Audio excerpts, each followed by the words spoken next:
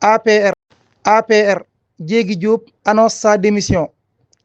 Diégui Diop quitte l'APR. Elle a fait l'annonce sur Facebook. daal dina xamle ci page Facebook am soxna si di Diégui Diop wax ne alhamdulillah ala kulli xaal ginnaaw daal bu mu toogee xalaat bu baax a baax jël na dogal daal di démissionné ci APR daal di nag daal fas yéene tegandi daal lu ñuy wàllum yëngu-yëngu politique.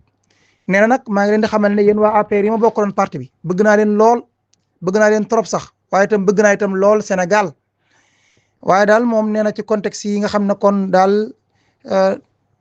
nekk na contexte yoo xam ne xaw naa doy waar lool tax na kon daal mu di leen xamal ne daal dinay dakkal lépp luy activité politique am tegandi ko ci suuf.